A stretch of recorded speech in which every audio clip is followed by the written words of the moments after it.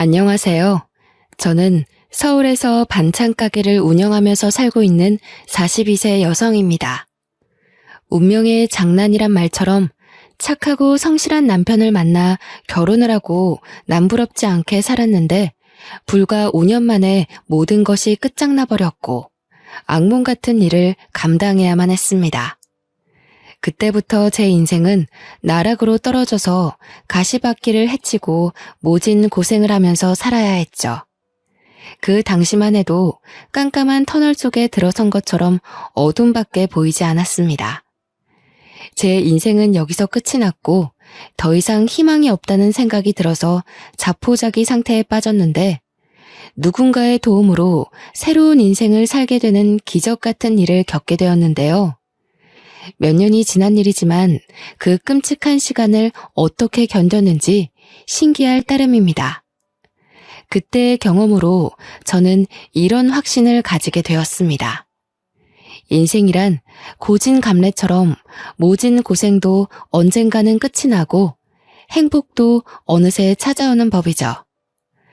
하루하루 사는 게 힘들고 지친다고 생각하는 여러분들에게 제가 어떻게 죽을 고비를 넘기고 구사일생으로 살아났는지 믿기지 않는 영화 같은 경험을 들려드리기 위해 글을 올립니다. 저희 부모님은 트럭을 몰고 다니면서 채소 파는 일을 하셨습니다. 새벽에 농산물 시장으로 나가서 각종 야채를 받아서 거래를 하는 식당에 대주셨고 오후에는 아파트나 주택가를 돌면서 주부들을 상대로 장사를 하셨어요. 부모님이 워낙 부지런하고 남을 속이는 법이 없으셨습니다. 다른 트럭이 질이 안 좋은 야채들을 싸게 팔아도 아버지도 정직하게 좋은 상품을 팔아야 한다고 하셨어요. 조금이라도 더 팔려고 손님들을 속이면 절대 안 돼. 당장은 돈 벌지 몰라도 나중에는 그것 때문에 반드시 망하게 된다. 아버지는 이런 식으로 장사를 하셔서 아버지를 믿고 오는 단골들이 많으셨죠. 아버지께서 먹고 살기 위해서 닥치는 대로 일을 해오시다가 친척의 소개로 엄마를 만나게 되셨습니다. 결혼을 한 뒤로는 중고 트럭을 사서 두 분이 같이 야채를 팔기 시작하셨어요. 그런데 두 분이 같이 일을 하니 어린 저를 맡길 곳이 마땅치 않았습니다. 유치원 종일반에 맡기면 됐지만 부모님께서 새벽 3시에 일어나서 농산물 시장에 가야 해서 유치원에 맡겨도 소용이 없었습니다. 그래서 부모님은 저를 트럭에 데리고 다니셨어요. 그래서 제게는 아버지의 트럭이 침실이었고 놀이터였죠. 부모님께서 식당에 납품을 하러 갈 때면 식당 아주머니들의 예쁨을 받곤 했어요. 아이고, 우리 이쁜 미경이 왔구나. 어린 것이 고생이 많아. 밥은 먹고 나왔니? 단골 식당에 들리면 식당 아줌마들께서 저를 아주 예뻐해 주셨어요. 제게 요구르트나 귤 같은 걸 챙겨주시면서 기특하게 바라봐 주셨죠. 그 중에서도 7년째 단골인 부부가 같이 식당을 운영하는 곳이 있었습니다. 그 식당 주인을 만나게 된 계기도 참 특별했죠.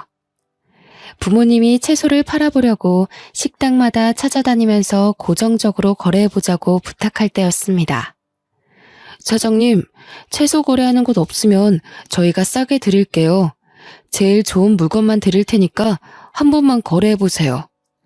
아유, 갑자기 와서 왜 그러세요? 우린 채소 대주는 사람이 따로 있어요. 대부분의 식당은 거래처가 있다는 이유만으로 거절했는데 그 식당 주인은 첫 만남에서 흔쾌히 채소를 받겠다고 수락했습니다. 오, 안 그래도 거래처 좀 찾으려고 했는데 야채를 아주 좋은 걸로 골라오셨네. 좋아요. 계속 가지고 오세요. 주인 아저씨 말로는 시장에 직접 나가서 채소를 사고 있었다고 합니다. 마침 고정적으로 대주는 거래처를 찾고 있었는데 저희가 나타난 거죠. 아버지가 가지고 온 물건이 마음에 든 아저씨는 아침마다 시장에 가지 않고 아버지를 믿어보기로 했습니다. 그렇게 시작된 거래가 7년이 넘게 이어지고 있는데요. 그 식당 주인 부부는 아주 좋으신 분들이었습니다. 저를 보면 늘 사탕이나 과자를 챙겨주었고 가끔씩 용돈을 주기도 하였습니다. 그럴 때마다 저희 엄마가 급하게 말려보았지만 소용없었죠.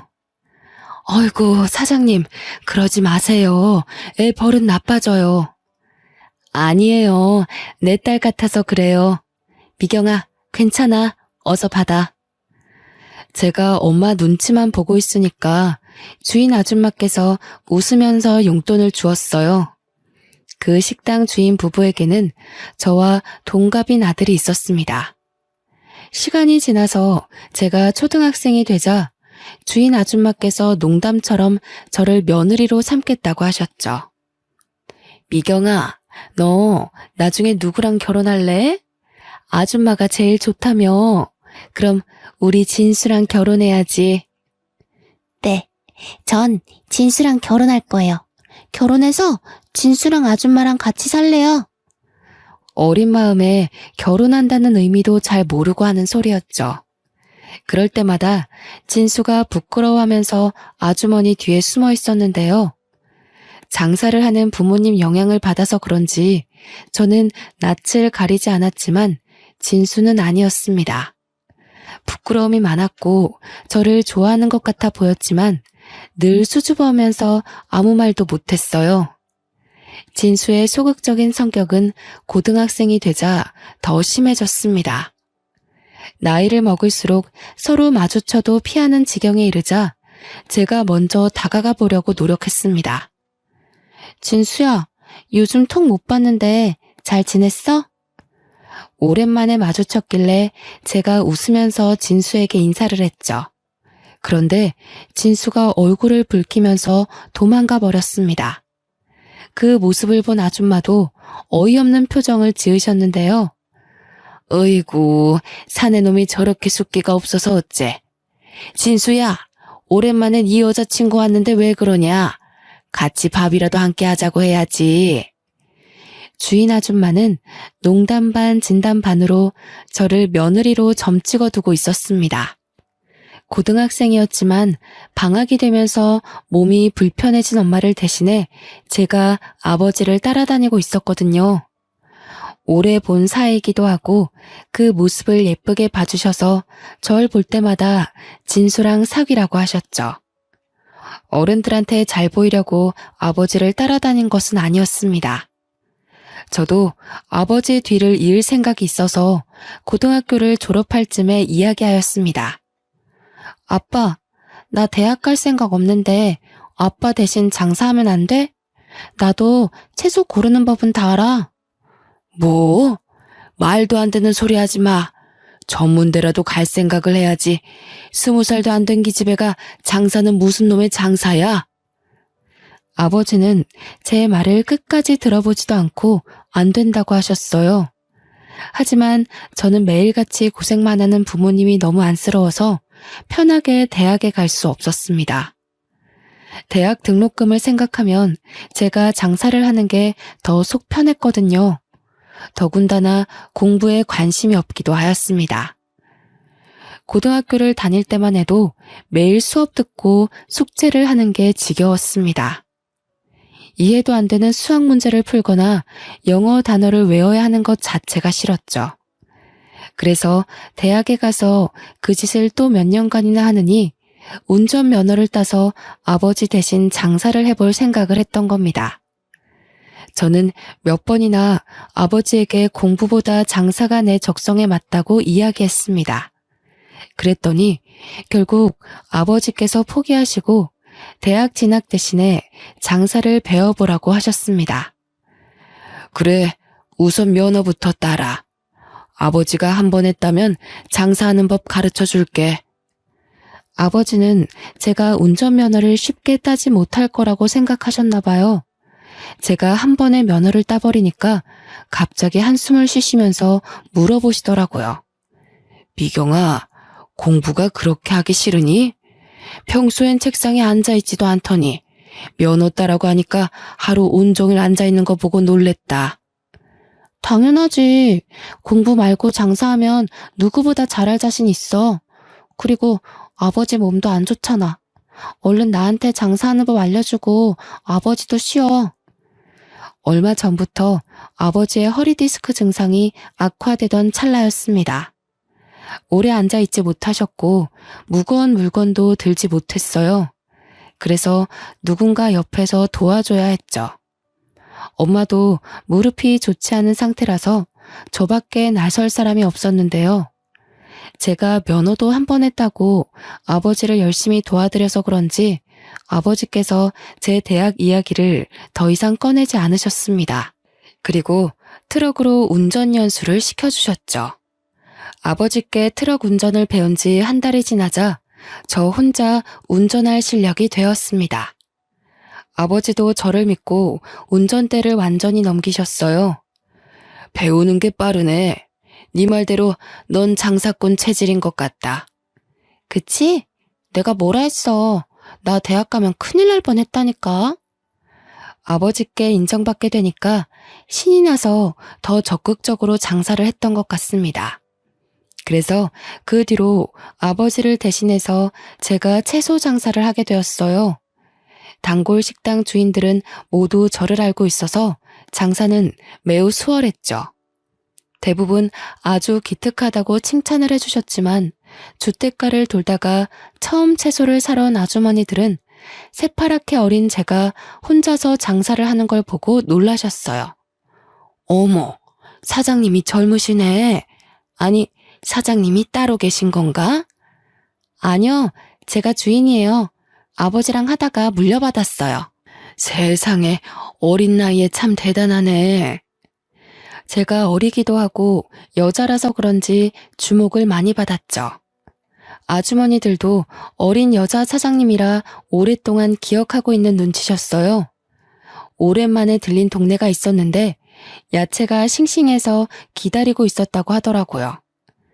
제가 그렇게 장사꾼으로 자리 잡아가는 사이에 진수는 대학교를 졸업하고 직장에 취직하게 되었어요. 어느 날 진수의 식당에 찾아갔더니 주인 아주머니께서 저를 부르시더라고요. 미경아, 잠깐만 앉아라. 내가 할 말이 있다. 주인 아주머니의 표정이 심상치 않아서 들고 온 야채 상자를 내리고 바로 식탁에 앉았습니다. 제가 실수를 한 걸까 싶었는데 아주머니께서 아주 뜻밖의 말을 꺼내셨어요. 미경이 너도 이제 25살이지? 네, 맞아요. 사귀는 남자는 있니? 아니요, 장사하느라 남자 만날 시간도 없죠. 그런데 그건 왜 물어보세요?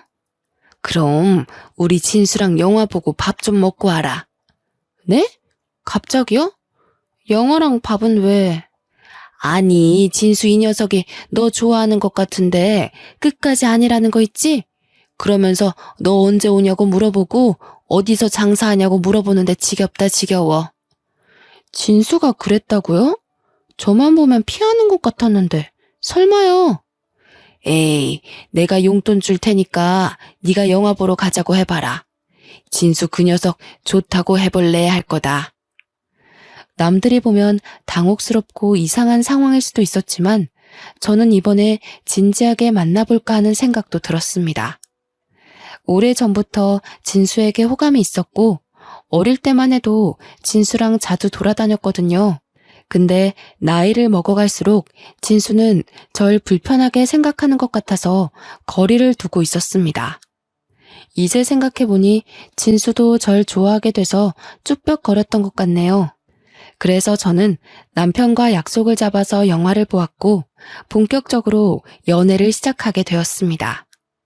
정식으로 만나자는 말이 나오자 역시나 남편이 절 오랫동안 좋아하고 있었다는 말을 꺼내더라고요. 예전부터 너 좋아하고 있었는데 쑥스러워서 말 못했어. 내가 남자답게 먼저 밥이라도 먹자고 하는 거였는데 끝까지 못하겠더라. 남편은 호감을 가지고 있었지만 제게 말을 걸지 못해서 갈팡질팡하고 있었나 봅니다. 그 사실을 알고 있던 시어머니께서 다리를 놔주신 거죠. 저희들은 어릴 때부터 알고 있어서 사이가 급격하게 가까워졌습니다. 사귄 지 1년 만에 결혼 이야기가 나왔죠. 상견례 자리부터 결혼식 당일 신혼생활까지 더할 나위 없이 행복했습니다. 20년 넘게 알고 지내서 친부모나 다름이 없는 시부모님과 같이 사니 시댁살이가 아니라 제 친정에 남편이 들어와서 처가살이 하는 것 같더라고요. 제가 집안일이라도 하려고 하면 시어머니가 다가와 말린 적도 있었습니다. 아유, 방금 장사하고 들어온 애가 무슨 설거지야. 넌 가서 좀 쉬고 있어라. 설거지는 내가 하마. 아니에요, 어머님. 제가 할 테니까 어머님이 쉬세요. 네 시아버지가 보면 며느리 부려먹는다고 역정낸다. 어서 들어가서 쉬고 있어. 여자 혼자 장사를 하는 것도 걱정을 많이 하셔서 장사도 접게 되었습니다. 시부모님의 식당 일을 돕게 됐는데 장사 일보다 수월했어요. 저를 언제나 딸같이 챙겨주시는 것은 물론 야채 파는 일보다 돈을 많이 벌었으니까요. 식당을 찾아오는 손님도 많고 정신없어서 점심 장사가 끝나고 잠깐 한가해지면 시어머니는 한사코 저를 쉬게 만드셨습니다. 시아버지도 제가 일하는 걸 볼 때마다 이렇게 말씀하셨죠. 아가, 시애미는 뒀다가 무엇에 쓰려고 그래? 그냥 시애미가 하게 둬라. 아버님, 어떻게 어머님한테 시키겠어요. 당연히 제가 해야죠. 제가 끝까지 테이블 닦는 일을 하고 있으니까 시아버지가 시어머니를 불러서 시키셨어요. 남들은 시집살이 때문에 힘들어 하던데 저는 결혼 후가 훨씬 더 편했습니다. 천국에서 사는 것처럼 편하고 행복했죠. 남편도 제 속을 썩이지 않았습니다. 저밖에 모르는 가정적인 남자였거든요. 그래서 5년 동안 그 흔한 말다툼 한 번 하지 않고 늘 웃으면서 지냈습니다. 그런데 꿈 같은 결혼 생활도 금방 끝이 나고 말았습니다.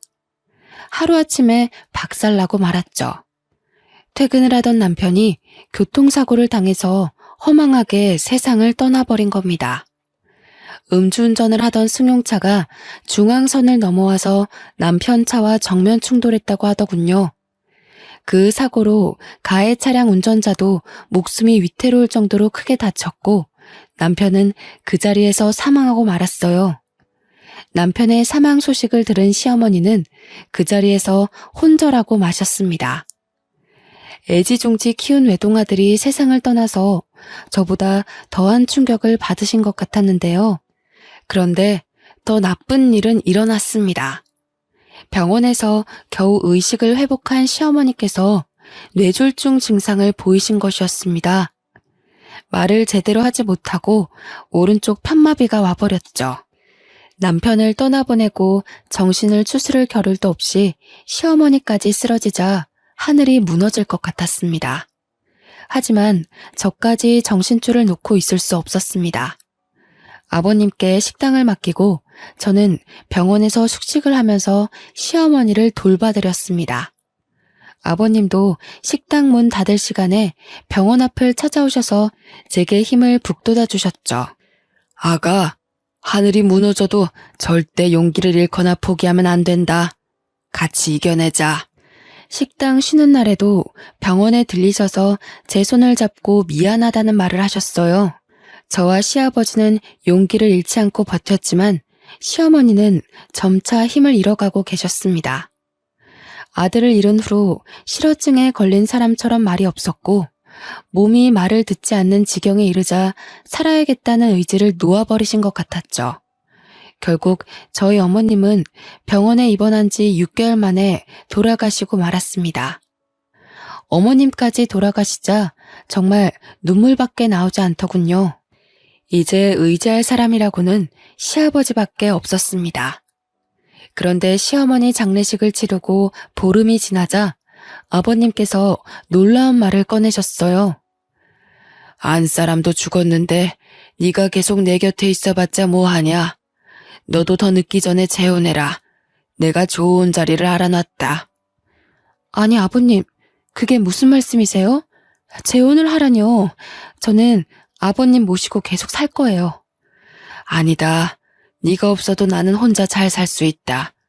괜히 너까지 발목 잡혀서 과부로 지내게 할 수는 없어.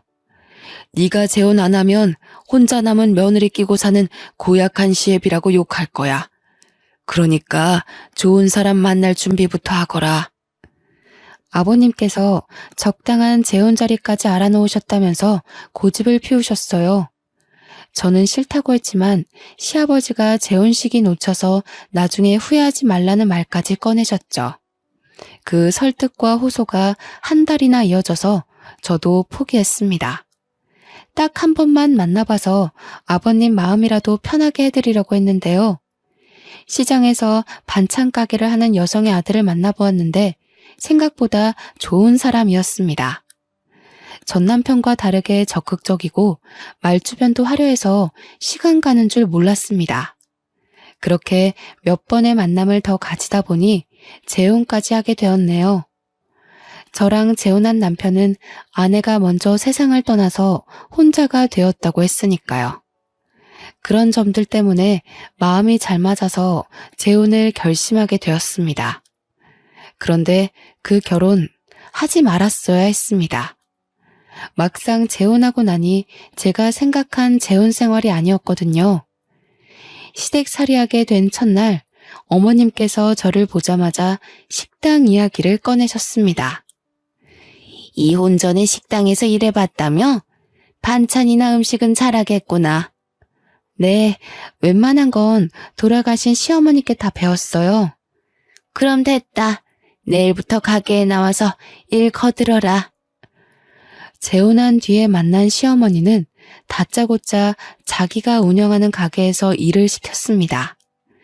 시어머니가 반찬 가게를 하니 며느리가 돕는 건 당연한 일이었지만 시어머니가 저를 대하는 태도가 남달랐습니다. 며느리가 아니라 식모를 대하는 것 같더라고요. 게다가 시어머니는 힘든 일이 생기면 무조건 저를 불렀습니다. 오늘은 총각김치를 담아야 하니 무부터 다듬어 놓고 양념거리 준비해라. 시어머니가 운영하는 반찬 가게는 규모가 상당히 컸습니다. 장사도 잘 되는 편이라서 매일같이 김치를 담아야 했고 여러 가지 반찬거리를 준비하느라 채소를 다듬어야 했어요. 힘이 들어서 잠깐 쉬기라도 하면 시어머니는 금세 다른 일거리를 가져오셨습니다. 아니, 지금 퍼즐을 앉아서 뭐 하는 거야? 손님들 오기 전에 반찬들 담아서 포장해 놓으라고.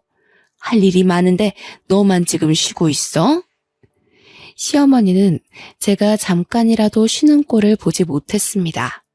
매일 채소를 다듬고 만지느라 손에 독이 올라서 부르트고 물기 때문에 습진을 달고 살아야 했어요. 무거운 배추며 무 다발을 옮기느라 허리와 무릎에 골병이 들 지경이었습니다. 어떤 날은 종일 쪼그리고 앉아서 일을 하다 일어서는데 하늘이 노랗게 보이면서 현기증이 일어나서 쓰러질 뻔했죠. 병원에 가봤더니 빈혈이 아주 심하다고 했습니다. 너무 과로하시는 것 같아요. 적당히 쉬어줘야 몸이 버팁니다. 며칠 동안 푹 쉬셔야 할 컨디션이에요. 지금 쉬면 안 돼요. 가게가 한참 바쁠 때라. 이 몸 상태로 일을 하시겠다고요? 의사는 걱정을 했지만 쉴 형편이 되지 않았습니다. 제가 몸이 좋지 않다고 말해보았지만 시어머니께서 갑자기 일하시는 아주머니들을 전부 다 내보내는 거 있죠? 아주머니들이 갑자기 그만두게 되었다며 저한테 작별 인사를 하는데 눈앞이 아찔해지고 말았습니다. 그래서 아주머니에게 인사할 겨를도 없이 곧장 어머님께가 하소연했는데요. 어머니, 아주머니들 전부 다 내보내면 일은 누가 해요? 그러자 시어머니께서 어이없는 표정으로 저를 내려다보시더군요. 누가 하기는 누가 해? 네가 해야지. 멀쩡한 일꾼 놔두고 왜 돈 아깝게 사람을 쓰니? 안 그래도 자르려고 했는데 네가 하도 엄살 피우길래 며칠 더 데리고 있었던 거다. 그 말을 듣는 순간 정말 기가 막혀서 예의 차릴 생각도 들지 않았습니다. 그래서 평소랑 다르게 버럭 소리를 지르고 말았죠. 어머님, 정말 너무하세요. 가게를 시작한 후로 빈혈도 심해지고 허리도 안 좋아서 쉬어야 한다고 했잖아요. 그런데 갑자기 이러시는 게 어디 있어요? 원래 의사들 말은 믿을 게 못 된다. 돈이나 벌려고 멀쩡한 사람 환자로 만드는 것들이야. 딱 봐도 아파 보이지도 않더만. 왜 엄살이야? 잔말 말고 어서 시킨 일이나 해. 시어머니는 제가 아프고 힘들어서 죽을 것 같다고 해도 꾀병 부리지 말라고 하셨습니다. 그래서 혼자서 산더미처럼 쌓인 야채를 다듬고 양념을 해서 장사 준비를 해야 했죠. 아침 일찍 가게 문을 열고 채소를 다듬을 때마다 눈물이 저절로 쏟아졌고 시아버지 생각이 절로 들었습니다. 결국 참지 못하고 시아버지께 전화드린 적도 있었는데요. 얘야, 많이 힘들지? 그래, 얼마나 고생이 많겠니? 그렇지만 여자들 시집살이가 원래 그런 거야. 참고 견디거라. 그리고 이제부터 나한테 전화하지 말거라. 내가 네 치납이면 어찌 해주겠는데 나도 남의 집 사정 끼어들 수도 없다. 기댈 곳이 시아버지뿐이라서 연락한 건데 이렇게 차갑게 나오시다뇨. 제가 자주 연락드려서 그런 거냐고 조금만 전화하겠다고 사정해도 아버님은 차가우셨습니다. 그리고 며칠 뒤에 다시 전화를 해봤지만 없는 번호라는 안내 멘트가 나오더군요. 아버님께서 아예 전화번호도 바꾸고 저와 연락을 끊어버린 겁니다. 혹시나 하는 마음에 시아버지가 운영하던 식당에 찾아가 봤는데 주인이 바뀌었더라고요. 시아버지는 저 몰래 식당을 처분하신 것 같았습니다. 아버님과도 인연이 끊어졌다고 생각하니 기운이 쭉 빠졌습니다. 이제 별 방법도 없었죠. 시어머니의 구박을 억지로 견디면서 살아야 했는데요. 그러다 남편이 제게 거짓말을 했다는 사실을 알게 되었습니다. 남편의 전처가 갑자기 세상을 떠난 걸로 알고 있는데 그게 아니었어요. 남편은 전처와 이혼을 하고 갈라섰던 것이었습니다. 시어머니와 남편이 둘이 속닥거리는 소리를 듣고 잠자리에 들기 전에 남편에게 물었죠. 당신 나한테 거짓말한 거 있지? 전처랑은 사별한 거라면서 아까 어머님이랑 한 이야기는 도대체 뭐야? 뭐? 설마 몰래 엿들은 거야? 이제 와서 그게 무슨 상관이야? 사별한 거나 이혼한 거나 매한가지 아니야? 그게 어떻게 똑같아? 왜 이혼한 건데? 이상한 이유로 이혼한 거야? 나한테 왜 거짓말한 건데? 이상한 이유로 이혼한 거 아니야. 사실대로 말하면 왜 이혼했는지 물을 거잖아. 그래서 그냥 전처가 죽었다고 한 거야. 아니, 그러니까 왜 이혼한 거냐고. 좋게 말할 때 이야기해. 어머님까지 다 깨우기 전에. 제가 끝까지 물고 늘어지니까 남편이 전처가 바람이 나서 갈라선 거라고 이야기했어요. 그런데 재혼을 할 때 그런 사정을 구구절절 설명하기 귀찮아서 거짓말한 거라고 하더군요. 하지만 남편의 거짓말은 여기서 끝난 게 아니었습니다. 남편이 그동안 사업을 한다고 했지만 알고 보니 백수 건달이었죠. 제게 주는 생활비도 날마다 시어머니를 통해서 돈을 타오던 것이었습니다. 남편이 평소처럼 출근한다고 해놓고 나갔는데 핸드폰을 놔두고 갔길래 급히 남편을 따라간 적이 있었습니다. 그런데 남편이 PC방에 들어가더니 안 나오더라고요. 혹시나 해서 따라갔더니 남편이 컴퓨터 게임을 하고 있었습니다. PC방 알바생한테 남편에 대해 물으니 단골 손님이라고 하더군요. 딱 봐도 일하러 간다고 해놓고 매일 여기로 온 것 같아 저도 참다 못해 폭발하고 말았습니다. 당신 여기서 지금 뭐 하고 있는 거야? 설마 매일 여기 와서 게임하다가 온 건 아니지? 내가 무슨 거짓말을 했다고 그래. 지금도 사업 준비 중이야. 여기는 어쩌다 한번 온 거라고. 그럼 나한테 말을 해야지. 당신 이혼도 그렇고 도대체 왜 날 속이는 거야? 백수면 백수라고 솔직하게 말해야지. 왜 사업가 행세를 했냔 말이야. 엄마한테 돈 조금씩 받아서 투자하고 있었어. 아무것도 모르면서 따지고 들지 마. 지금 그게 중요해? 날 몇 번이나 속인 거냐고 따지는 거잖아. 당신 이거 말고 속인 거 있어? 좋게 말할 때 다 불어. 아이고, 그래. 나 백수라고 다 떠들고 다녀라. 동네 사람들 다 알겠다. 나 백수라고 소문내서 속이 시원하냐? 조금만 기다려봐.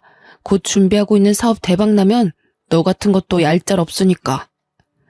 남편이 저한테 삿대질을 하면서 오히려 큰 소리를 치길래 저도 목소리를 높였죠. 결국 알바생에게 쫓겨나고 집으로 돌아왔지만 남편은 나아지지 않았습니다. 1년이 지나도록 남편이 준비한다는 사업은 시작도 하지 못했는데요. 하지만 저는 매일 뼈 빠지게 고생하느라 날이 갈수록 삐쩍 말라가고 있었습니다. 제가 녹초가 되도록 몇 사람 몫의 일을 해낸 덕분에 시어머니는 시장을 벗어나서 건물의 1층에 반찬 가게를 열게 됐네요. 그러던 와중 단골 손님까지 생겨서 단체 주문을 받게 되었습니다. 저희 가게의 단골 손님 중에 부잣집 사모님들이 몇 분 계셨는데 김장철이 되자 사모님들이 단체로 자기들 김장을 시어머니에게 부탁한 겁니다. 무려 70포기의 김장을 해달라는 것이었죠. 시어머니는 그 주문을 기다렸다는 듯이 덥석 받아버렸습니다. 저는 당연히 아줌마들 몇 명을 동원해서 김장할 줄 알았는데 그게 아니었습니다. 갑자기 아무도 없는 가게에 저를 부르더니 김장 이야기를 꺼내더라고요. 김장 70포기 해달라고 주문이 들어왔거든. 내일 아침에 트럭 한 대가 올 거다. 배추랑 무 싣고 오는 트럭이니까 그 트럭 오자마자 바로 시작하거라. 어머님, 설마 그 많은 김장을 저 혼자 하라는 건 아니죠? 설마 하는 마음에 물어보았지만 제 불길한 예감은 맞았습니다. 시어머니는 아주 당연하다는 듯이 고개를 끄덕이고 있더군요. 김장 70포기 정도는 너 혼자 충분하잖아. 당연하게 사람 불러달라고 하고 있니? 전 어이가 없어서 입이 다물어지지 않았죠. 그 일을 혼자 하다가는 죽을 수도 있겠다는 생각이 들어서 얼른 정신을 차리고 소리쳤습니다. 어머님, 제가 일하는 기계도 아니고 그 많은 김장을 어떻게 혼자 해요? 전 못해요. 아니, 인연이 어디서 눈을 부라리고 대들어? 너 혼이 나야 정신을 차릴 거냐? 어머님께서 앙칼진 목소리로 고함을 지르더니 갑자기 제 뺨을 때렸습니다. 그 뺨을 맞는 순간 제 정신도 번쩍 들었죠. 왜? 이제 정신이 좀 드냐? 어느 집안 며느리가 시어머니한테 대들어? 한 번만 더 대들었다간 다리를 분질러 버릴 거야. 기가 막히고 분했지만 충격을 너무 심하게 받아서 눈물조차 나오지 않았습니다. 마음 같아서는 당장 짐 싸들고 친정으로 가고 싶었지만 그럴 수도 없었죠. 부모님 두 분 다 건강이 좋지 못해서 병원에 계셨기 때문입니다. 아무리 힘들어도 몸이 아픈 부모님께 상처를 주고 싶지 않았습니다. 그래서 몰래 눈물을 흘리며 잠도 자지 못하고 밤을 지새웠는데요. 다음 날이 되자 김장거리를 실은 트럭이 왔습니다. 날씨는 거의 한겨울처럼 매서운 바람이 불었죠. 저는 꽁꽁 언 손을 입김으로 불어가면서 배추를 다듬기 시작했습니다. 그런데 아무리 해도 끝이 보이지 않더군요. 이를 악물고 부지런히 손을 놀려봐도 배추가 줄어들지 않았습니다. 몸은 점점 아파오고 손이 얼어붙어서 감각이 점점 없어지고 있었습니다. 그러다가 무거운 양동이를 들어 올렸는데요. 그 순간 눈앞이 캄캄해지면서 의식을 잃고 말았습니다. 겨우 정신을 차리고 눈을 떠보니 병실에 누워있더라고요. 제 옆에는 낯익은 분이 앉아 계셨습니다. 온화하면서 따뜻한 눈빛으로 쳐다보길래 순간 누군가 싶었죠. 멍하니 그 얼굴을 바라보고 있는데 순간 시아버지라는 생각이 들었습니다. 아버님. 아가, 이제 정신이 드냐? 3년 동안 연락이 끊어져서 무척이나 반가웠어요. 그땐 저를 차갑게 내친 것은 기억도 나지 않고 말도 없이 사라진 것도 떠오르지 않았습니다.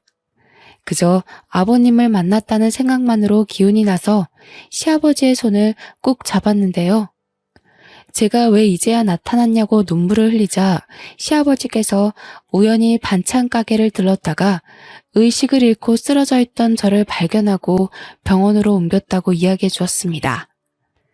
그래서 저도 모르게 그동안 당했던 일들을 다 이야기해 버렸습니다.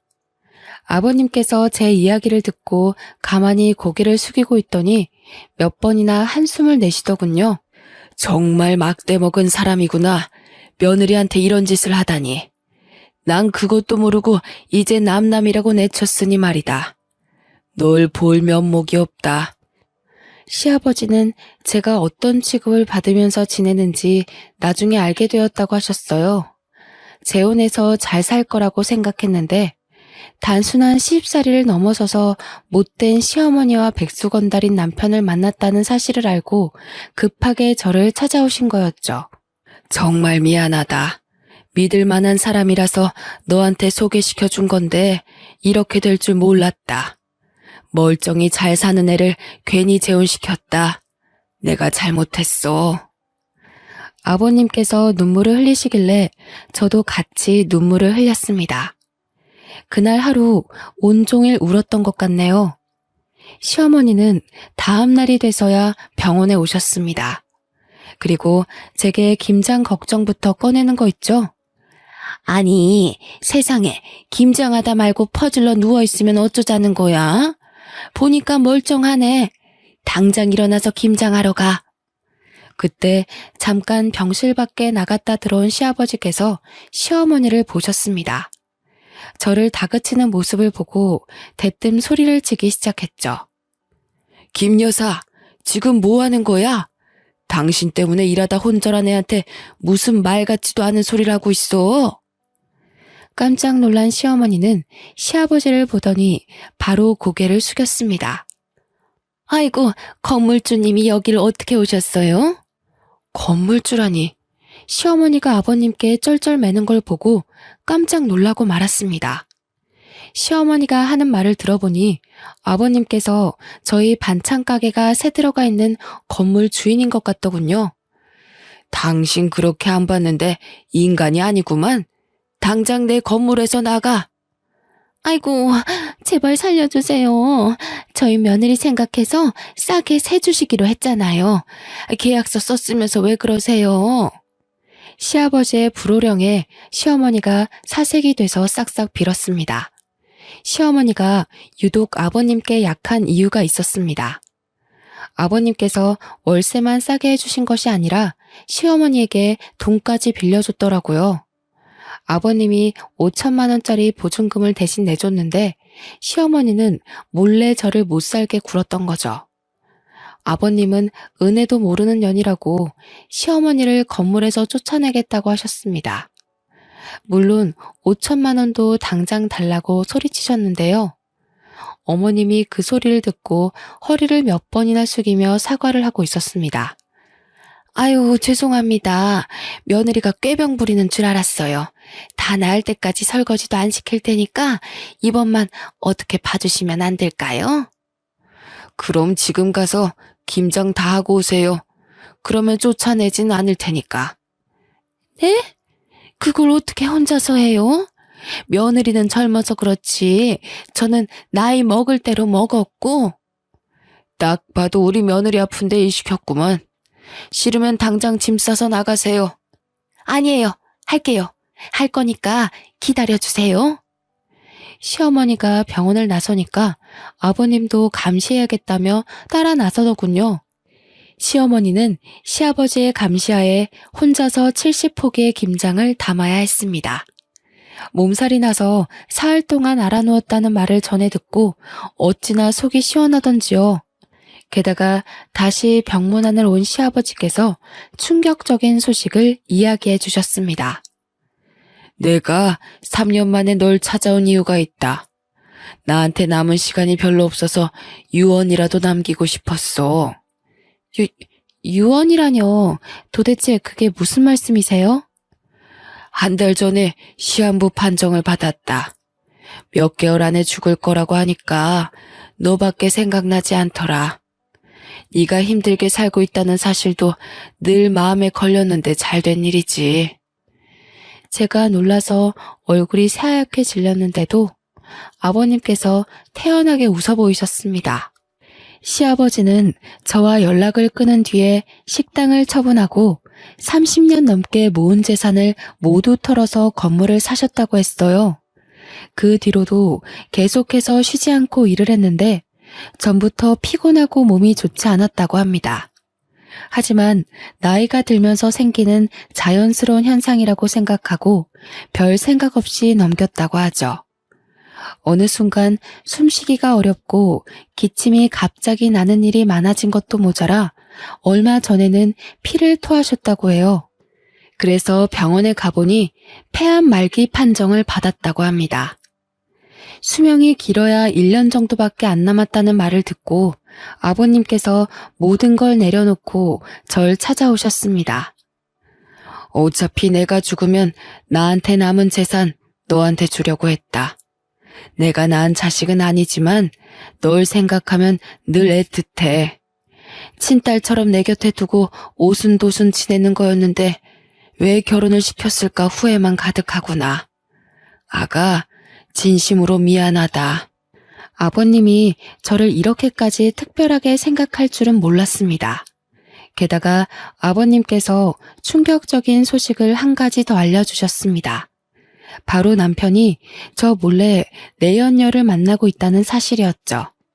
사업을 준비한다는 건 새빨간 거짓말이었고 시어머니께 탄 돈으로 내연녀와 동거를 하고 있었던 것입니다. 시어머니도 그런 사실을 알고 있었지만 저를 며느리가 아니라 그냥 막 부려먹는 식모 정도로 생각하고 있어서 아까우셨나 봅니다. 행여나 이혼해서 노예 하나 사라질까봐 입 다물고 있었던 거죠.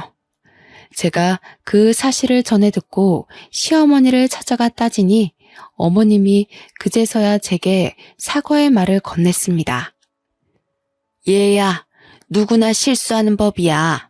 어쩌다 너한테 못할 짓 했지만 한 번만 용서해다오. 나까지 널 속이고 있어서 미안하다. 아니, 내가 말하려고 했는데 우리 아들이 또 이혼할까봐 그랬어. 좀 이해해다오.